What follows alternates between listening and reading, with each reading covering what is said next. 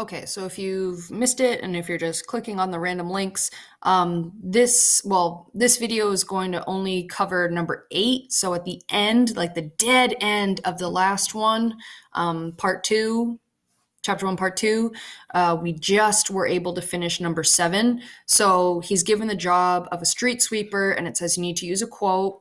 Fortunately, with the PDF, you can just copy paste. So right there, the council says street sweeper, and it says that we felt the cords of our neck grow tight as our head rose higher to look upon the faces of the council, and we were happy. So he was happy. Why? We knew we had been guilty, but now we had a way to atone for it. So atone means to ask forgiveness or to make up for something. So he's happy because he feels like because he wanted to be a scholar, and it's a sin to make a choice or to have preference, as they call it.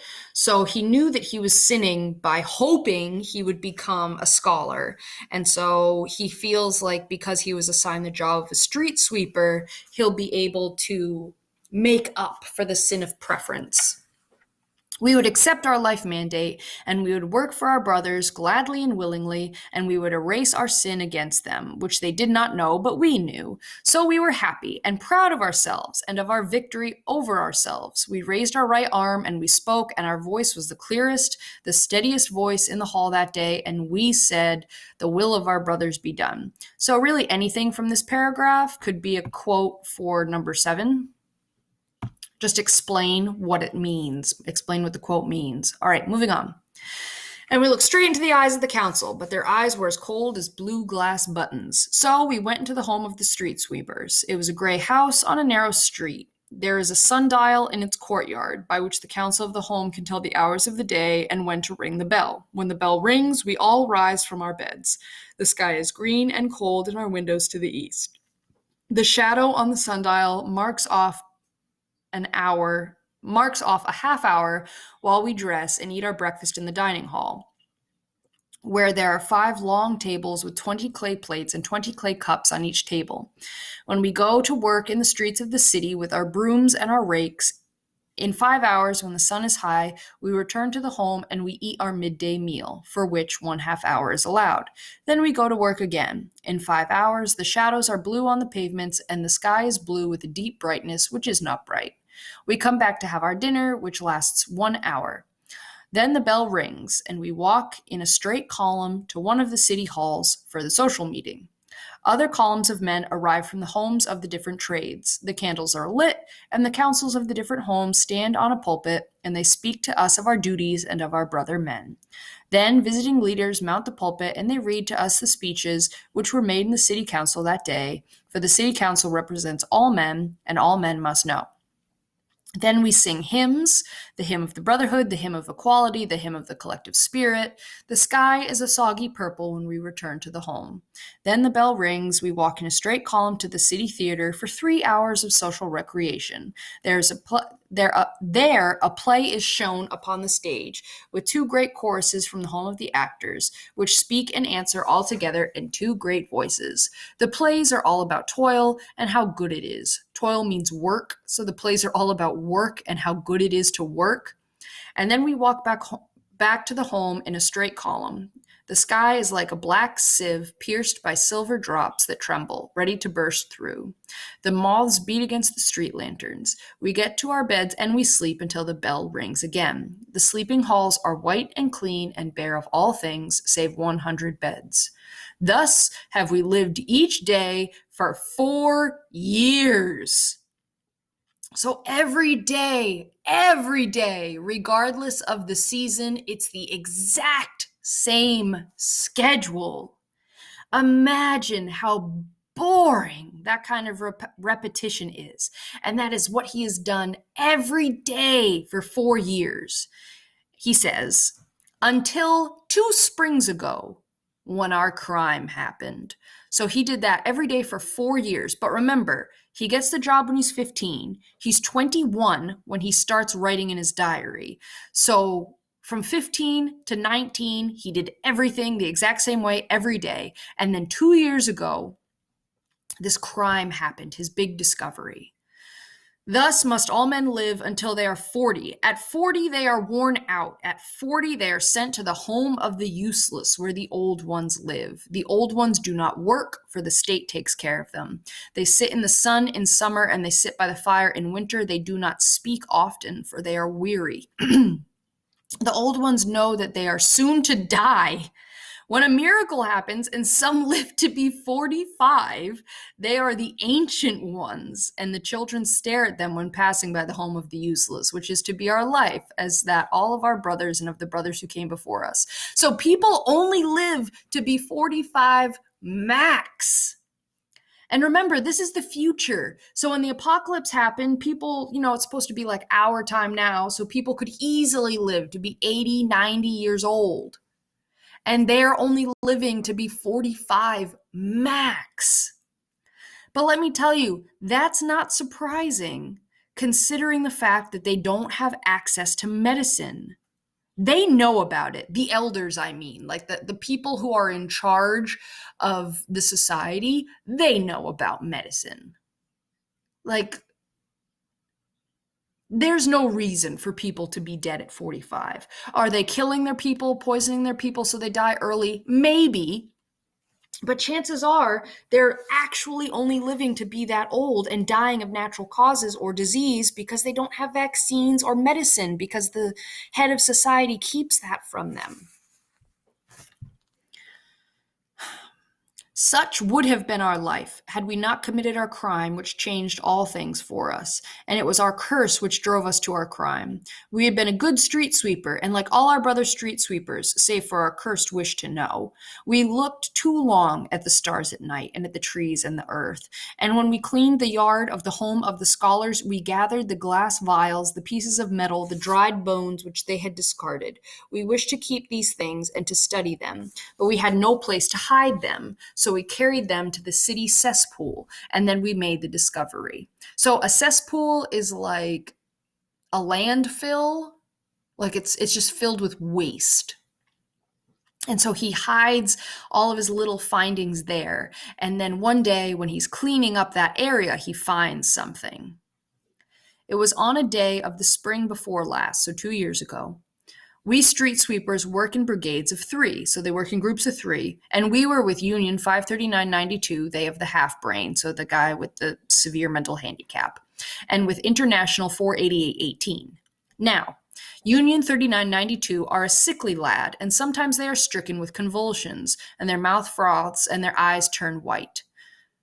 He has seizures, okay? Union is an epileptic, and that's probably why he has such a severe mental handicap, because he has so many severe seizures that his brain is permanently messed up. But International 48818 are different. They are a tall, strong youth with their eyes, and their eyes are like fireflies, for there is laughter in their eyes. We cannot look upon International 48818 and not smile in answer. For this they were not liked at the home of the students, and it is not proper to smile without reason. And also they were not liked because they took pieces of coal and they drew pictures on the walls, and they were pictures which made men laugh. But it is only our brothers in the home of the artists who are permitted to draw pictures. So International 48818 were sent to the home of the street sweepers, like ourselves. So International is a lot like Equality. He's not as smart as Equality, but the point is that he's very different, and that he tries to be something other than what he's supposed to be. So he was sent to be a street sweeper for punishment, same as Equality. He was sent there for punishment. So on that day of the spring before last, Union 53992 were stricken with convulsions on the edge of the city, near the city theater. We left them to lie under the shade of the tree tent, and we went with International 48818 to finish our work. So Union, he has a seizure. They put him under a tree while he recovers. We came together to the great ravine behind the theater. It is empty, save for trees and weeds. Beyond the ravine there is a plain, and beyond the plain there lies the uncharted forest, about which men must not think. So pretty much their little town is in a giant clearing, and beyond the clearing there is a forest, but they're not allowed to go to the forest. They're not allowed to leave the bounds of their little village. We were gathering the papers and the rags which the wind had blown from the theater when we saw an iron bar among the weeds. It was old and rusted by many rains. We pulled with all our strength, but we could not move it. So we called International 48818, and together we scraped the earth around the bar. Of a sudden, the earth fell in before us, and we saw an old iron grill over a black hole. They found a manhole cover, like a storm drain. There we go. He found a storm drain that had been covered over by earth because it's been, 100 years or more since the storm drain had been serviced, so it had been covered over. So he finds a storm drain. Now, number 8, what does equality discover? Don't say a storm drain, okay? He's going to find something way better than just a storm drain. International 48818 stepped back, but we pulled at the grill and it gave way, and then we saw iron rings as a step leading into a shaft into darkness without bottom. So they find a ladder going down into this hole. We shall go down, we said to International 48818. Oh, it's forbidden, they answered. We said, the council does not know of this hole, so it cannot be forbidden. And they answered, since the council does not know of this hole, there can be no law permitting to enter it, and everything which is not permitted by law is forbidden. So International, he plays by the rules, and he's scared of the consequences. Equality, he's curious, so he wants to find out where this hole goes. But we said, we shall go nonetheless. And they were frightened, but they stood by and watched us go. So equality goes alone, and International stands guard. So this is getting to number 8. What does he find? We hung on the iron rings with our hands and our feet. We could see nothing below us, and above us the hole open upon the sky grew smaller and smaller till it came to be the size of a button, but still we went down. Then our foot touched the ground. We rubbed our eyes, for we could not see, and then our eyes became used to the darkness, but we could not believe what we saw. No men known to us could have built this place, nor the men known to our brothers who lived before us, and yet it was built by men. It was a great tunnel. Its walls were hard and smooth to the touch. It felt like stone, but it was not stone. On the ground, there were long, thin tracks of iron, but it was not iron. It felt smooth and cold as glass. We knew, and we crawled forward, our hand groping along the iron line to see where it would lead. But there was an unbroken night ahead. Only the iron tracks glowed through it, straight and white, calling us to follow. But we could not follow, for we were losing the puddle of light behind us. So we turned and we crawled back, our hand on the iron line and our heart in our fingertips, without reason. And then we knew. We knew suddenly that this place was left from the unmentionable times. So it was true, those times had been, and all the wonders of those times, hundreds upon hundreds of years ago, men knew secrets which we have lost, and we thought, this is a foul place. They are damned who touch the things of the unmentionable times. But our hand, which followed the track as we crawled, clung to the iron as if it would not leave, as if the skin of our hand were thirsty and begging of the metal of some secret fluid beating in the coldness. So, number 8, what has he found? He finds a tunnel made of stone, but it does not feel like stone because it's concrete. He doesn't know about concrete, okay? But the tunnel is made of concrete and there's a track, all right? He says it's an iron track, but it's not iron. It's not iron, it's steel. Steel is a man-made metal. It's a blend of metals. So he finds a steel track in a cement tunnel. You have to think, what kind of transportation moves on a steel track underground? Okay? You got a vehicle that transports people in an underground tunnel that runs on a track. What is that called? Okay? And that's the answer to number 8.